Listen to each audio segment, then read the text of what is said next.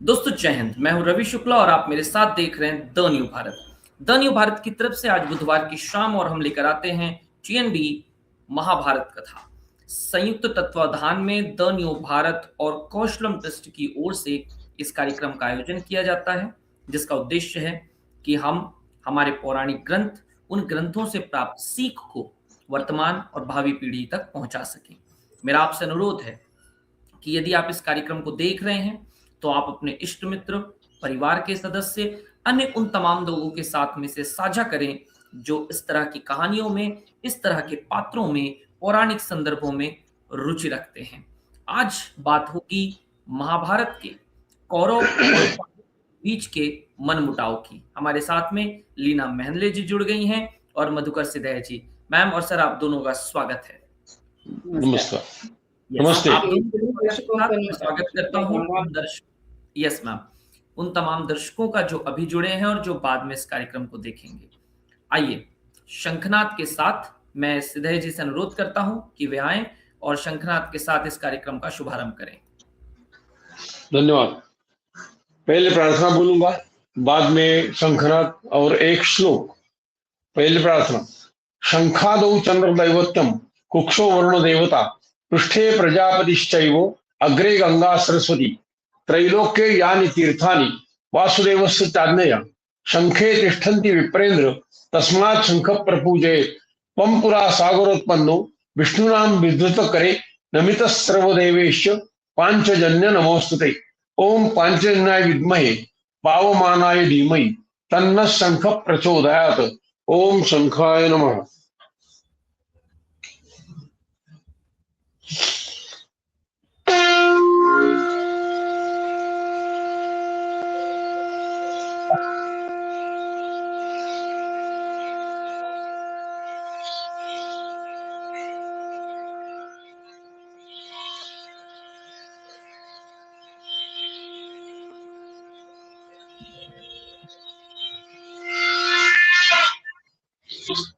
आज का श्लोक है, मूकम करोति वाचालम पंगुम लंघयते गिरिम यत्कृपा तमहं वंदे परमानंद माधवम। नारायणं नमस्कृत्य नरं चैव नरोत्तमं देवीं सरस्वतीं व्यासं ततो जयमुदीरये।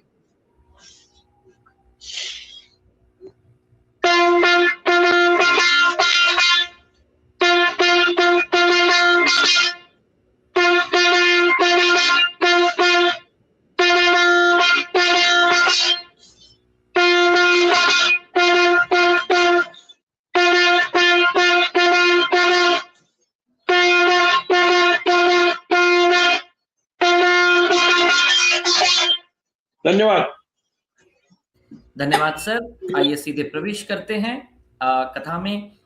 कौरव और पांडवों के बीच मनमुटाव, आमतौर पर इस पर कहानियां सुनाई जाती हैं, अलग अलग प्रकार की संदर्भ मिलते हैं, प्रसंग मिलते हैं, लेकिन वास्तविकता के धरातल पर प्रसंगों के साथ में जिस सहजता और सरलता के साथ में आदरणीय मैम कहानी को लेकर जाती हैं, उन्हें सादर आमंत्रित करते हैं। मैम स्वागत है। चलिए, आपको और दर्शकों को मेरा बहुत बहुत नमस्कार। नमस्कार मैम। और सदा की तरह मैं गणेश वंदना से आरंभ करूंगी जी। तो जो भी दर्शक हैं वो मेरे साथ इसको दोहरा सकते हैं, इस श्लोक को। वक्रतुंड महाकाय सूर्यकोटि समप्रभ निर्विघ्नं कुरु मे देव सर्वकार्येषु सर्वदा। और श्री कृष्ण के लिए, त्वमादिदेवः पुरुषः पुराणः त्वमस्य विश्वस्य परन्निधानम् वेत्तासि वेद्यं च परं च धाम त्वया ततं विश्वमनंत रूप। तो अनंत रूप जो विश्वात्मक कृष्ण हैं, उनको प्रणाम करके हम आज के कथानक पे आगे बढ़ते हैं। मुझे लगता है मिथिलेश मिश्रा जी हमारे साथ जुड़े हैं, उनको भी नमस्कार जी।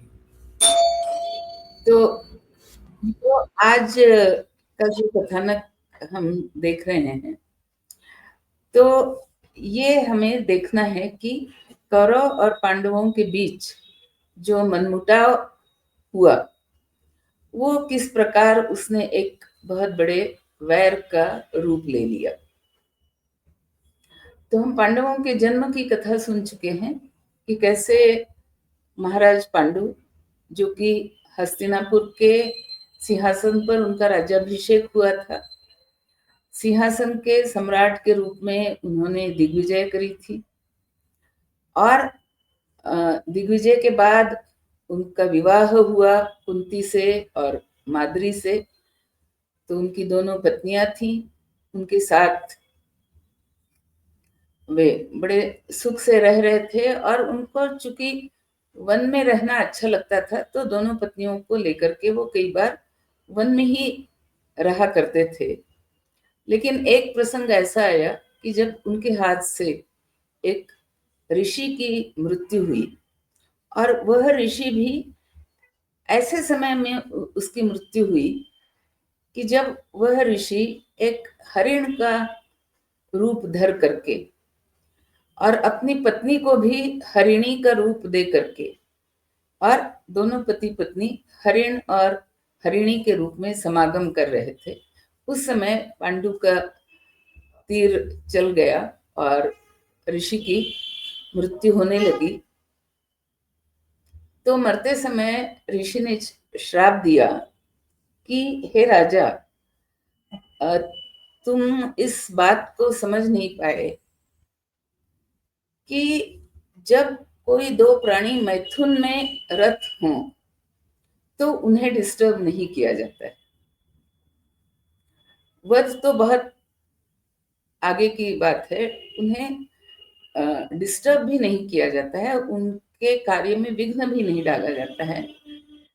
तो तुमने बहुत बड़ा अपराध किया है, और इसके लिए मैं तुम्हें शाप देता हूं कि जब तुम अपनी पत्नी के साथ समागम की इच्छा करोगे या प्रयास करोगे, इच्छा तो नहीं पर प्रयास करोगे, तब तुम्हारी भी मृत्यु होगी जैसे आज मेरी मृत्यु हुई है। तो इस शाप के बाद पांडु बड़े खिन्न हो जाते हैं, और वो हस्तिनापुर में आकर के वो सबसे निवेदन करते हैं कि अब इस शाप को पा लेने के बाद अब मैं राज्य करना नहीं चाहता। तो पहले तो पांडु सबसे कहते हैं कि मैं संन्यास लेता हूँ, लेकिन दोनों रानियां उनको समझाती हैं कि आप संन्यास मत लो, आप वैसे भी वन में रहते थे और हम भी आपके साथ रहते थे, तो आप वन में वानप्रस्थ आश्रम का स्वीकार करो। पहले जब हम वन में रहते थे तीनों, तो भी वहां हमें पूरी राज वैभव और पूरे राज्य की, राजघराने की या राजा होने की सारी सुख सुविधाएं हमें वन में मिला करती थी, क्योंकि तब हम राजा और रानी की तरह वहां रहते थे। लेकिन अब अगर आपको विरक्ति हुई है तो हम वानप्रस्थ धर्म को निभाते हुए वन में रहेंगे, गृहस्थ धर्म को निभाते हुए नहीं, बल्कि वानप्रस्थ धर्म को निभाते हुए हम वन में रहेंगे। हम राजमहल से आई हुई सुख सुविधाओं का उपयोग नहीं करेंगे, और जैसा सामान्य वन में विचरने वाले लोग जिस जिस प्रकार का जीवन व्यतीत करते हैं, भले वो कष्टों से भरा हो, लेकिन हम तीनों एक साथ रहेंगे तो उसी में हमें आनंद होगा। तो इस प्रकार विचार करके तीनों, अर्थात राजा पांडु, कुंती और माद्री, तीनों ही वन में जाते हैं, और शतशृंग नाम का एक पर्वत है, उस पर्वत पे जो वन है वहां पे वो अपना ठिकाना बनाते हैं। लेकिन पांडु के मन में ये विचार आता है कि जब समाज में नियोग पद्धति को मान्यता है, और पांडु का स्वयं का जन्म भी नियोग पद्धति से ही हुआ है और उसे मान्यता मिल गई, वो कुरुवंश का ही सम्राट कहा जाने लगा, कुरुवंश के ही सिंहासन पे उसे अभिषेक किया गया, तो वो ये सोचता है कि अगर मैं खुद एक नियोगी पुत्र हूं, तो क्या आपत्ति हो सकती है किसी को कि अगर मेरे लिए भी नियोग की विधि से पुत्र प्राप्ति की जाए। तो इस विचार से वह कुंती को पहले समझाता है कि तुम नियोग विधि से मेरे लिए पुत्र प्राप्ति करो। तो बहुत समझाने के बाद कुंती मान जाती है और फिर धर्मराज यानी जो धर्म निभाने वाली जो देवता है उनका आवाहन किया जाता है और वे प्रकट होते हैं और कुंती उनके साथ नियोग संबंध बनाती है। तो पहला पुत्र पांडु का होता है युधिष्ठिर, लेकिन पांडु दूसरे पुत्र के लिए आग्रह करते हैं जो बलशाली हो। तो वायु देवता को बुला करके उनके साथ एक पुत्र प्राप्ति होती है, उसका नाम है भीम। और तीसरा इंद्र को बुला करके उसके साथ जो पुत्र प्राप्ति होती है वो है अर्जुन। अब आप लोग सोच रहे होंगे कि ये कैसे संभव है कि धर्म या वायु देवता या इंद्र देवता को बुला लिया, तो हमारे आपके बुलाने पे थोड़े ही ये देवता आते हैं। लेकिन हम पहले ये कथा देख चुके हैं कि कुंती को दुर्वासा ऋषि से ये वरदान मिला हुआ है और एक मंत्र की दीक्षा मिली हुई है कि उस मंत्र को पढ़ करके अगर वह किसी भी देवता का आवाहन करे तो वह देवता उपस्थित होकर के उसे पुत्र प्राप्ति कराएंगे। तो इसी वरदान के चलते और कुंती पांडु से ये कहती है कि चलो अगर नियोग विधि से पुत्र प्राप्ति करनी ही है तो मैं ये रहस्य आपके सामने रखती हूँ कि इस प्रकार इस मंत्र का उपयोग करके हम देवताओं का आवाहन कर सकते हैं। तो इस प्रकार 3 पुत्र प्राप्त हुए। तो पांडु को ये लगता है कि माद्री के भी अगर पुत्र हो तो ज्यादा सही रहेगा, इसलिए कुंती से आग्रह किया जाता है कि ये मंत्र तुम माद्री को भी सिखाओ। फिर माद्री को कुंती कहती कि ठीक है, एक बार तुम इस मंत्र का उपयोग करो। तो माद्री भी विचार करती है और अश्विनी कुमार नामक देवता जो कि आयुर्वेद के और जड़ी बूटियों के देवता माने जाते हैं और जो हमेशा युगल रूप में रहते हैं, यानी 2 जुड़वा भाइयों के रूप में रहते हैं, उनका आवाहन करती है। तो उसे भी 2 जुड़वा पुत्र प्राप्त होते हैं जो कि नकुल और सहदेव। तो हम देखते हैं कि ये सारे जो पांडु के पुत्र हैं ये वन में ही पले बढ़े हैं और पांडु ने ये एक निश्चित किया कि उनकी शिक्षा दीक्षा ठीक ढंग से हो। और चूंकि कुंती किसकी कन्या थी? शूरसेन की कन्या थी, वही शूरसेन जो वसुदेव के पिता थे। तो कुंती वसुदेव की बहन थी और वो भी बड़ी बहन थी। तो वसुदेव और उसके साथ सारे यादव जो कि मथुरा से निकल करके द्वारका में रहने लगे थे, कृष्ण और बलराम के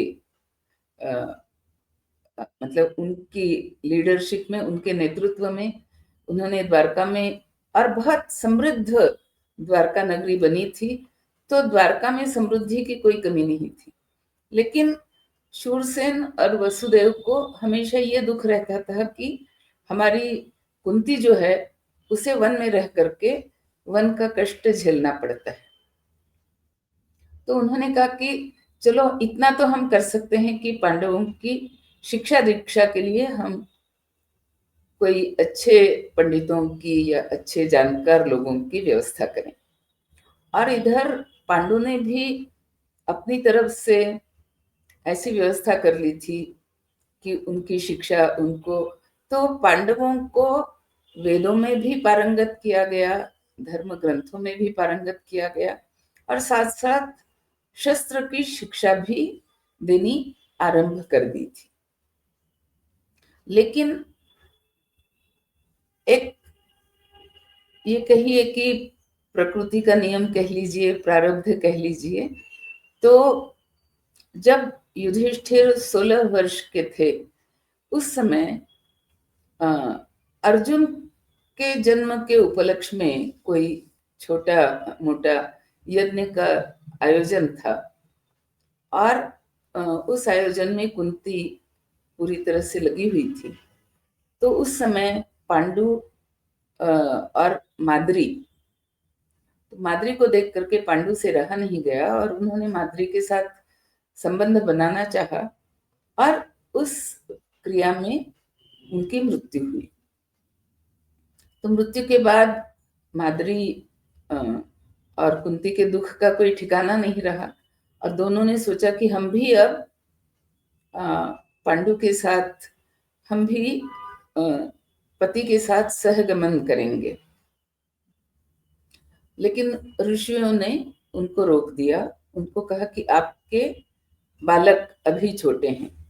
तो धर्मशास्त्र में यह सम्मति नहीं है कि जिस स्त्री के बालक छोटे हों वह पति के साथ सहगमन करे। तो आप दोनों में से किसी को भी हम इस बात की अनुमति नहीं दे सकते कि हमारे रहते आप पति के साथ सहगमन करें। तो फिर काफी कुंती और माद्री का एक बड़ा लंबा संभाषण है, लेकिन माद्री वारंवार ये कहती है कि चूंकि मेरे साथ संबंध बनाते समय पांडु की मृत्यु हुई है तो मैं अवश्य ही उनके साथ चिता पर सहगमन करना चाहती हूँ। और वह कुंती को बताती है कि मुझे पूरा विश्वास है कि मेरे बच्चों का ध्यान आप उसी प्रकार रखोगी जैसे आप अपने बच्चों का ध्यान रखोगी, इसलिए मैं अपने बच्चों को आपके पास सौंप करके जाती हूँ, आप बड़ी हैं, आप इनका ख्याल रखो। इस प्रकार पांडु की जब चिता मतलब उनका जब दहन क्रिया करी जाती है तो उस समय माद्री भी उनके साथ सहगमन करती है।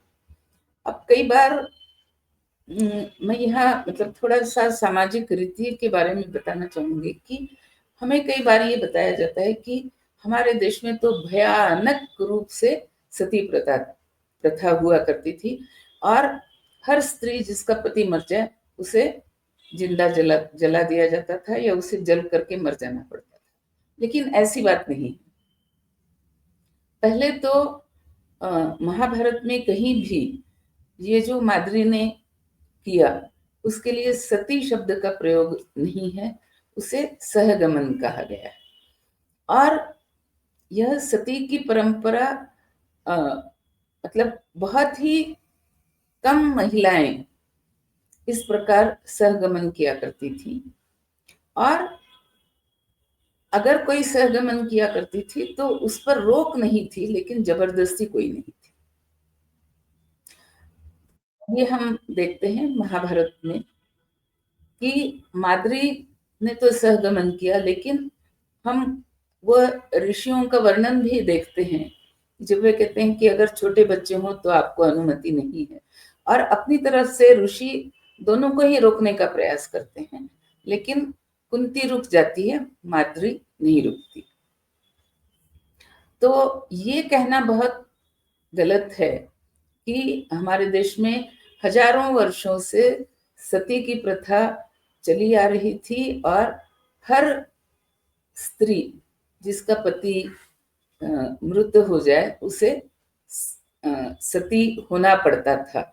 ये जो एक भ्रम फैला करके रखा गया था हमारे देश में, वो गलत था।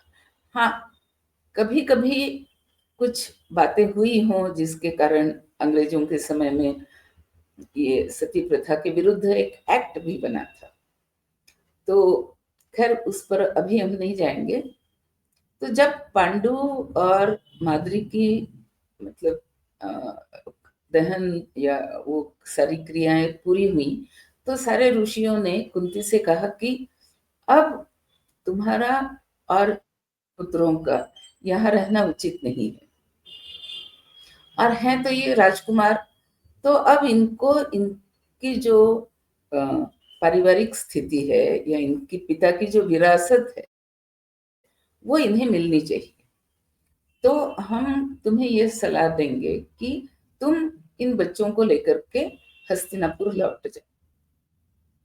तो इस प्रकार समझा बुझा के वे कुंती को हस्तिनापुर में लाते हैं।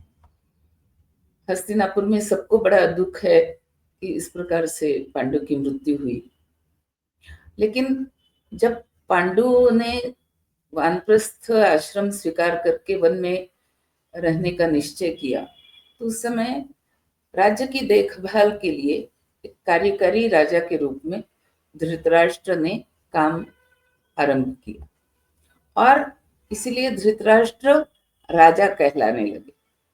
और धृतराष्ट्र के जो पुत्र थे, अब हम देखते हैं कि अगर युधिष्ठिर की आयु 16 वर्ष की थी और भीम की 15 वर्ष की थी, तो इसका अर्थ हुआ कि दुर्योधन भी 15 वर्ष का था, और फिर सारे भाई समय के छोटे छोटे अंतराल में वे सारे भाई उनका जन्म हुआ था, तो वे सारे भी मतलब उसी अवस्था में थे, 12 से 15 की आयु की अवस्था में। तो ये स्वाभाविक है कि वे एक साथ रहें, खेलें और उनके झगड़े भी हों, ये बड़ा स्वाभाविक था। लेकिन इन सारे झगड़ों में ये होता था कि भीम जो है वो बाकी सभी कुमारों की अपेक्षा वो अत्यधिक बलशाली था।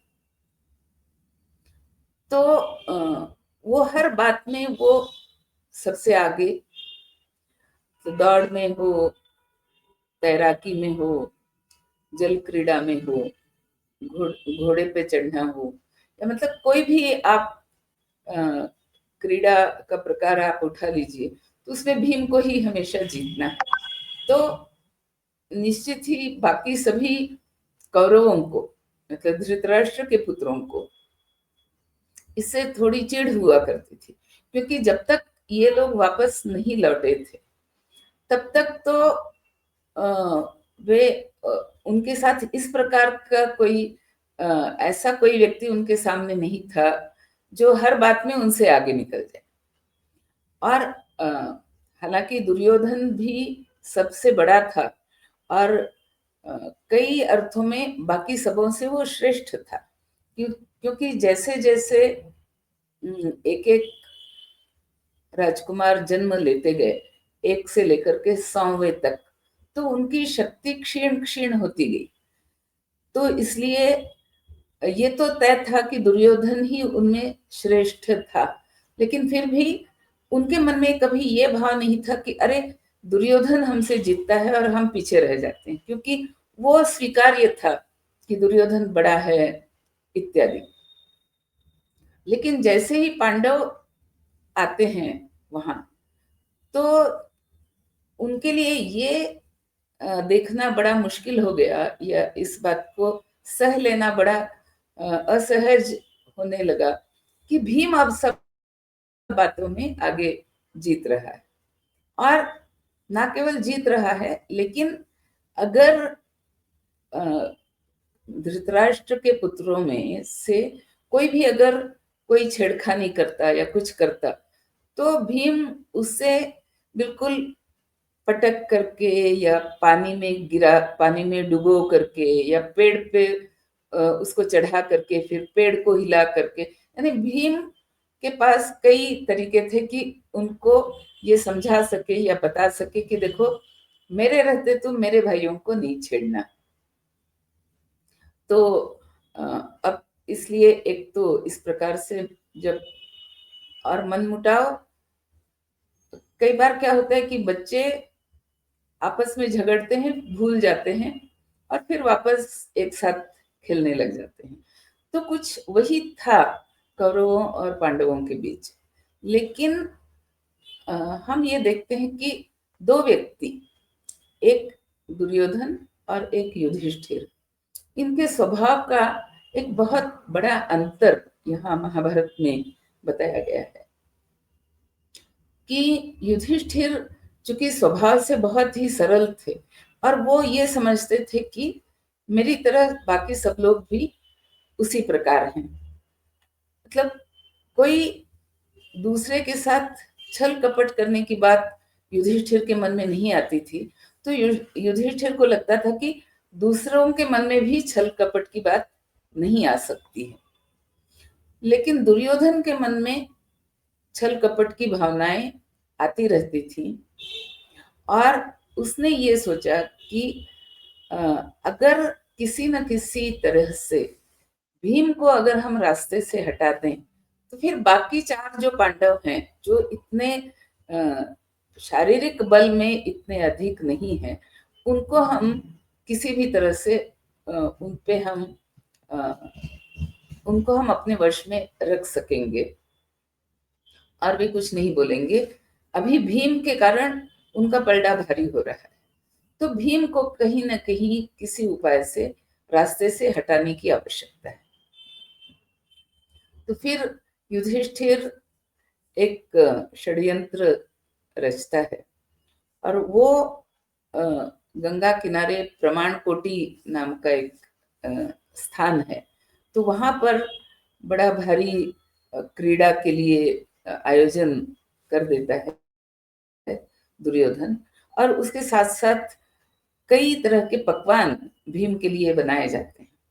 और भीम को पकवान और खाना, भीम का खाना वैसे भी बाकी सबों की तुलना में काफी अधिक हुआ करता था, ये भी सब जानते थे, और उसे पसंद भी था खाना, ये भी सब जानते थे। तो दुर्योधन ने उसी बात का लाभ उठाते हुए बहुत सारे पकवान बनाए और उसके पास एक सिद्ध किया हुआ बहुत ही भारी विष था।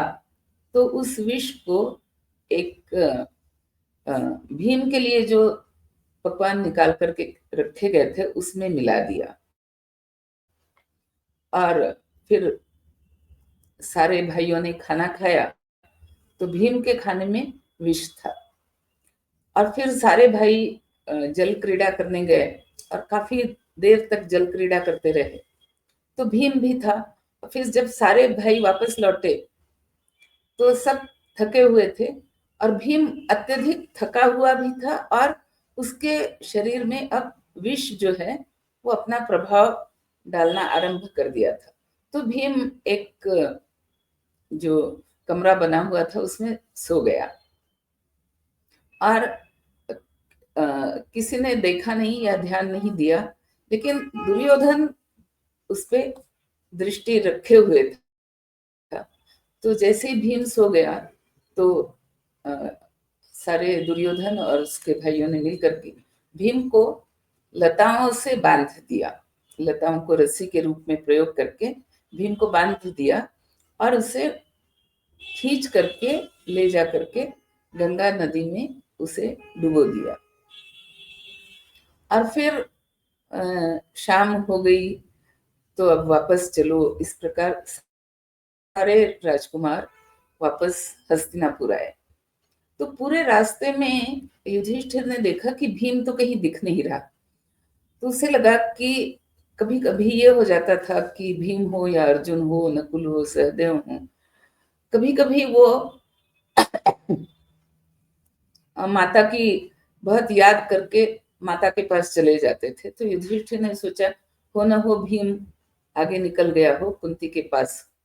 लेकिन जब वे पहुंचे हस्तिनापुर और कुंती से पूछा कि भीम कहाँ है, तो कुंती को बड़ा आश्चर्य हुआ। उसने पूछा कि ये क्यों पूछ रहे हो, भीम तो तुम लोगों के साथ गया था और मैं देख रही हूँ कि तुम्हारे साथ वापस नहीं आया है। तब युधिष्ठिर को आभास हुआ कि भीम के साथ कुछ न कुछ घटा है और कोई न कोई संकट भीम पर आया हुआ है। तो हस्तिनापुर में ये था कि कुंती को सदा ही, मतलब जब से वो लौटी थी वनवास से, जब वो पहले यहाँ रानी के रूप में रहा करती थी और अब जब वो वनवास से लौटी है तो इस बीच में करीब करीब 18 से 20 वर्षों का अंतर निकल चुका है। और कुंती को ऐसा लगने लगा कि यहाँ पर अब वो वातावरण उसके लिए नहीं है जो जाने से पहले का था।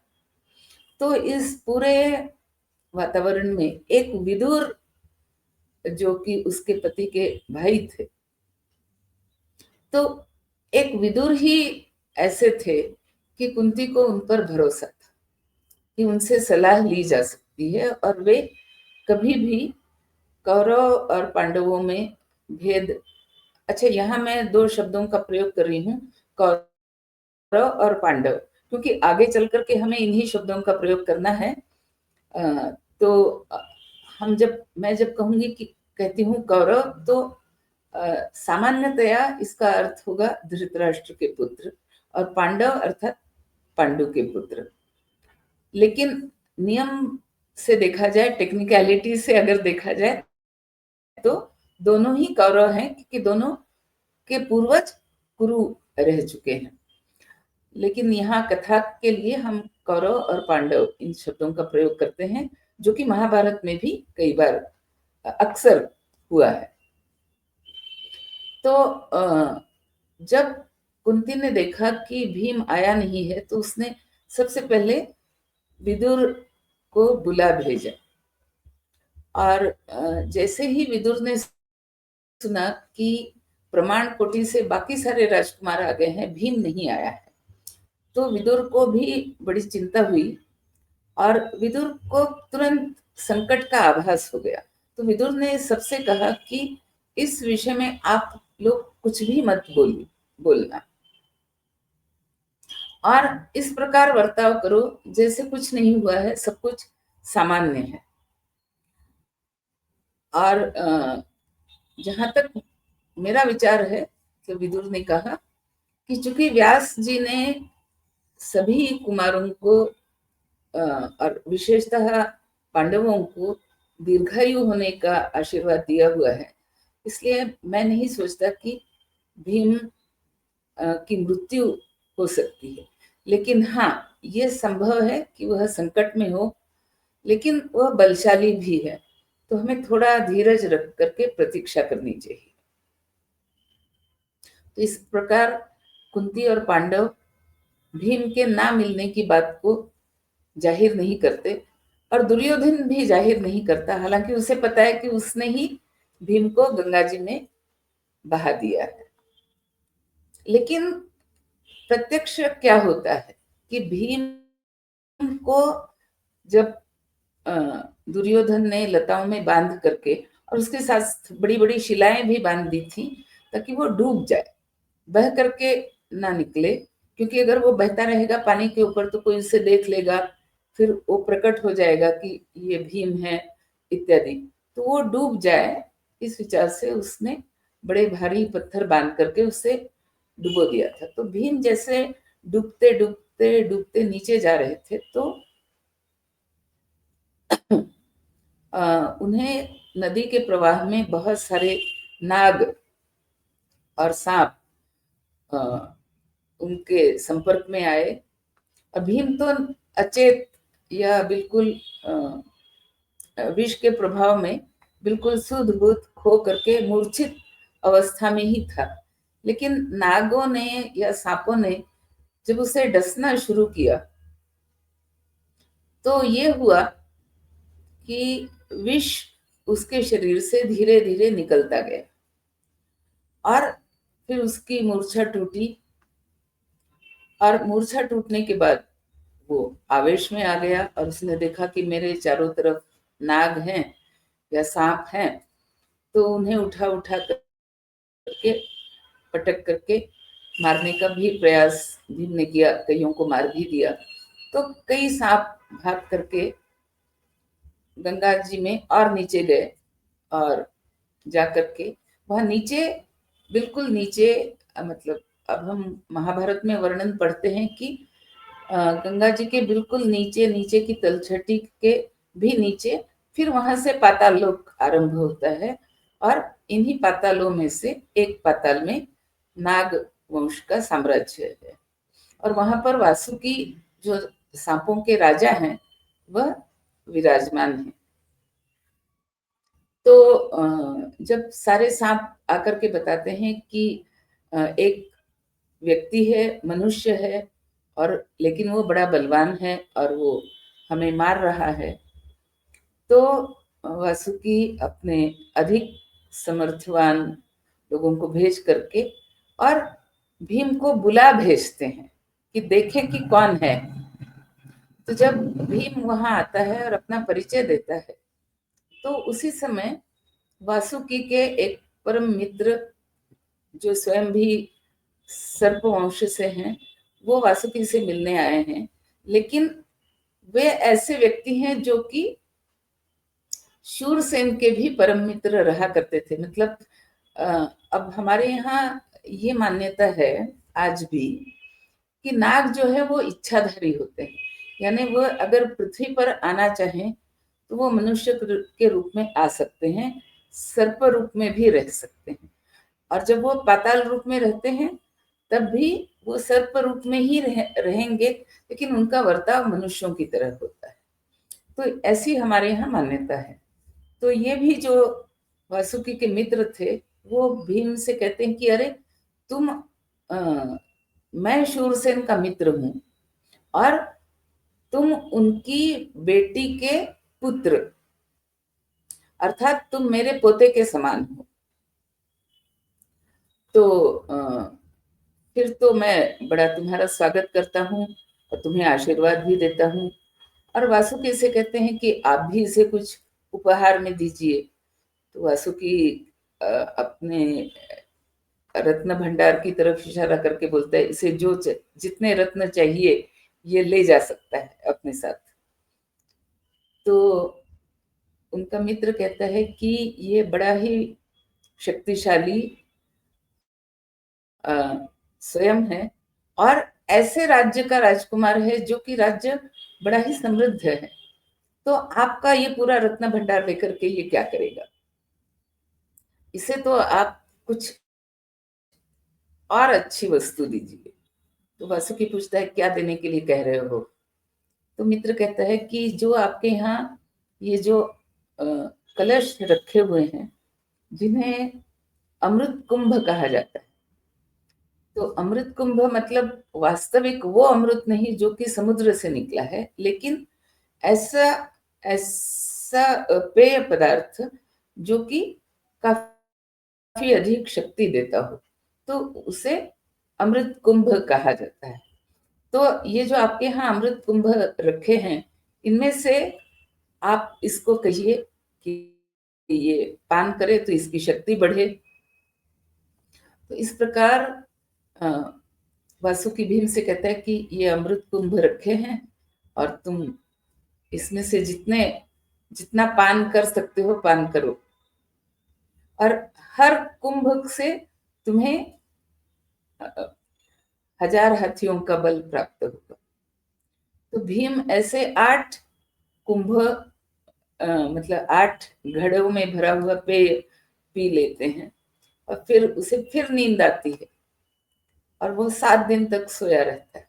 तो 7वें दिन के बाद जब वो उठता है तो फिर नाग वासुकी उसे कहते हैं कि अब तुम लौट जाओ, क्योंकि तुम्हारे माँ तुम्हारे भाई सारे चिंतित हो रहे होंगे, और मेरा तुम्हारे लिए आशीर्वाद है कि आज से तुम पर कोई भी विष अपना प्रभाव नहीं डालेगा, तो विष तुम्हारे आगे प्रभावहीन रहेगा।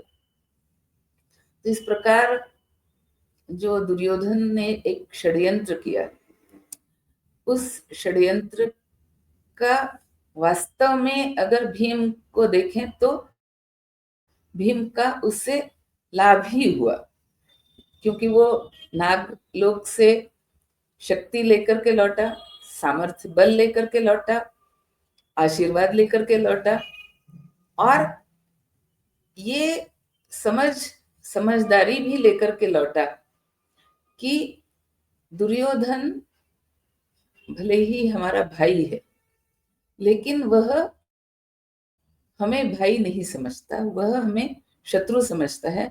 तो हमें भी ये ध्यान में रखना होगा कि अगर उसके लिए हम शत्रु हैं तो हमारे लिए भी वह भी शत्रु ही है। तो ये शत्रु बोध जिसको हम कहते हैं, ये शत्रु बोध भीम के लिए इतनी कम अवस्था में ही उसे ये शत्रुबोध हो गया। तो आगे भी पूरे महाभारत के कथानक में हम देखते हैं कि कई बार ऐसा होता है कि अन्य पांडव जो हैं वो थोड़े से कौरवों के प्रति थोड़ा सा उनके पास ममत्व है, लेकिन भीम जो है वो इस बात की बिल्कुल उसके मन में बिल्कुल पूरी तरह से वो इस बात के लिए दृढ़ है कि कौरव मुझे शत्रु मानते हैं तो मेरे लिए वे शत्रु ही हैं। तो खैर 8वें दिन भीम थोड़ा सा सावधानी बरतते हुए, बहुत अधिक अपने आप को प्रकट ना करते हुए वह वापस पहुंचता है। तो फिर उसे विदुर फिर आते हैं और सलाह देते हैं कि इस बात की कहीं चर्चा ना की जाए कि तुम नागलोक में गए, तुम्हारे साथ क्या हुआ इत्यादि, या तुम्हें विष दिया गया और तुम्हें गंगा नदी में फेंका गया। ये सारा कुछ भी तुम किसी पे जाहिर मत होने दो, क्योंकि इससे जो दुर्योधन है वो और भी अधिक कपट भरा बर्ताव आप लोगों के साथ करेगा। लेकिन विदुर के इतना कहने के बाद भी हम देखते हैं कि दुर्योधन ने दोबारा भीम को और अधिक भयानक विष, जिसे कालकूट विष कहा जाता है। तो विष भी जो होते हैं कई प्रकार के होते हैं, मतलब कोई तीव्र विष होता है, कोई धीमा विष होता है, कोई मतलब कम शक्तिशाली होता है। तो ये कालकूट और हलाहल, ये दो ऐसे विष माने जाते हैं कि जो बहुत ही भयानक होते हैं। तो अगली बार दुर्योधन ने भीम को खाने में कालकूट विष देने का भी प्रयास किया, लेकिन अब भीम पर तो उसका कोई असर होना नहीं है। दुर्योधन इतना क्रोध में था भीम के वापस आने के बाद कि भीम के सारथी को ही उसने बुला करके मार डाला। लेकिन चूंकि दुर्योधन धृतराष्ट्र का पुत्र है और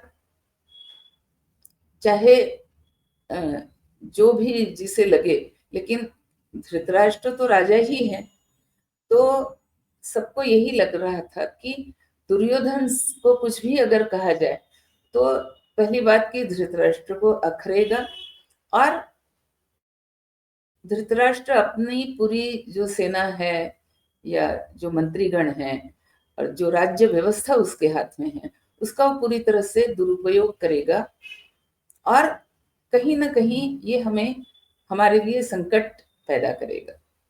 तो विदुर की यही सलाह हुआ करती थी कि जो हो रहा है उसे चुपचाप सहते जाओ, अपनी सहनशीलता को बढ़ाओ, कभी इन सारी बातों का निराकरण किसी दिन हो जाएगा। तो ऐसे भी हम कह सकते हैं कि जैसे पांडवों की वनवास में जब वो वन में थे तो उनकी जो शिक्षा दीक्षा की व्यवस्था थी, तो एक तरह से उनके अंदर एक सज्जनता या सरल स्वभाव ये उनके अंदर था, चूंकि वे वन में रहे थे पूरा बचपन। लेकिन दुर्योधन के साथ ये बात नहीं थी और ना ही कौरवों के साथ। और महाभारत का वर्णन अगर हम देखें, यह मैं एक बात स्पष्ट करना चाहती हूँ रवि, आपके दर्शकों के लिए भी और सबके लिए, कि ये जो कथानक मैं अभी आप लोगों के सामने रख रही हूँ, हाँ।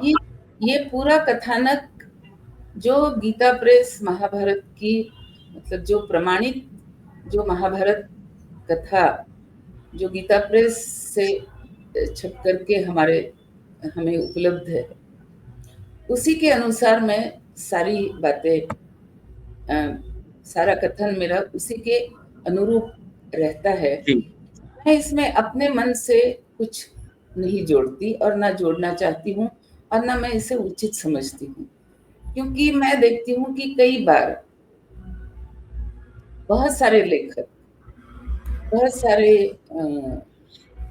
कथावाचक, वो कई ऐसे प्रसंग अपने मन से वो बुनते चलते हैं और एक तरह से मुझे लगता है कि वे मूल ग्रंथ के साथ, और वो व्यास जी जिन्होंने इतनी बड़ी ग्रंथ रचना की है, उनके साथ वो कहीं ना कहीं मुझे लगता है कि वो चीटिंग हो जाती है जब आप मूल कथानक को तोड़ मरोड़ करके और जो घटनाएं उसमें वर्णित नहीं हैं वो आप अपने मन से गढ़ करके आप उसमें डालने लगते हैं, तो कहीं ना कहीं वो जो इतिहास लिखा गया है उस इतिहास के साथ भी एक प्रकार से वंचना की जाती है। लेकिन कई लोग करते हैं, और कई अक्सर मैंने ये सीरियल वगैरह में देखा है के प्रति कि कई बार लोगों ने ये प्रयास किया है, लेखकों ने, कि कर्ण के मन में जो एक ईर्ष्या भाव, जिसकी मैंने पहले भी जिक्र इसका किया है, कि उसके मन में जो एक ईर्ष्या का भाव है उसको कई बार आज के लेखक उसको बहुत ही डाइल्यूट कर देते हैं। लेकिन मुझे हर बार जब मैं महाभारत के कथानक को पढ़ने बैठती हूँ नए सिरे से, हालांकि मैंने इसके बहुत पारायण किए हैं, लेकिन हर बार मैं जब इसे पढ़ने बैठती हूँ तो हर बार कहीं ना कहीं इसमें कुछ अचंभित करने वाली बातें होती हैं। तो यहाँ भी कर्ण का वर्णन, इस जो ये जो भीम के विषपान का प्रसंग है या उसे विष देने का जो प्रसंग है, तो इसमें ये कहा गया है कि ये जो षड्यंत्र किया गया इसमें दुर्योधन के साथ दुशासन, शकुनी और कर्ण भी इस षड्यंत्र में शामिल था। और आगे भी जो प्रसंग हम जिनकी चर्चा करेंगे, आगे हम वारणावत, अगले भाग में हम वारणावत में जो लाक्षागृह बना उसकी चर्चा करेंगे। तो वहां पर भी हम ये देखते हैं कि एक, जैसा मैंने बताया कि कर्ण के चरित्र का एक वो भी एक पहलू है, आयाम है, जहां पर वो अपनी ईर्ष्या पर कभी भी पार नहीं पा सकता है या अपनी ईर्ष्या को वह वश में कभी नहीं रख पाता है। तो ईर्ष्यावश वो भी जो दुर्योधन कर रहा है उसका हाथ बटाता है। लेकिन इसको हम आगे देखेंगे। अभी तो हम यहाँ पर रुकते हैं कि इस प्रसंग में, आज के प्रसंग में हम ये देखते हैं कि भीम जो है वो अधिक शक्तिशाली होकर के अपने ऊपर आए हुए संकट से उसका वो बच जाता है और शक्तिशाली होकर के वह लौटता है, जिसका उपयोग बाद में भी उसे पूरी तरह से होता है। तो आज के लिए हम दर्शकों से हम उनको प्रणाम और सबसे विदा लेते हुए सबको राम राम, वंदे मातरम। यस, धन्यवाद मैम। जिस तरह से आपने पूरी कथा को प्रस्तुत किया और उसमें पात्र और भीम के बारे में विशेष रूप से बताया, मुझे लगता है कि एक विशेष बात जो आपने कही कि किसी भी जो कि प्रमाणित कहानी, पात्र, घटना, संदर्भ, प्रसंग आदि होते हैं, अपनी तरफ से जोड़कर उसमें अतिशयोक्ति डालकर के बोलना कदाचित वह अनुचित होता है। और आपने कहा कि आप उसे उचित भी नहीं समझती, क्योंकि आमतौर पर बहुत सारे किस्से हैं, बहुत सारी ऐसी कहानियां हैं जिनको आज की तारीख में बहुत बढ़ा चढ़ा करके बताया जाता है। मैं द न्यू भारत और दर्शकों की तरफ से आपका शुक्रिया अदा करता हूं। आपका और मधुकर जी का दोनों का धन्यवाद, और सभी दर्शकों का शुक्रिया जिन्होंने अभी देखा, जो बाद में देखेंगे। मिथिलेश जी का विशेष धन्यवाद कि वे हमारे साथ प्रति कार्यक्रम जुड़ते हैं। और मुलाकात होगी अगले एपिसोड में। विषय रहेगा यही, कौरव और पांडवों का मनमुटाव। तब तक के लिए आपसे विदा ले रहे हैं। धन्यवाद। जय हिंद।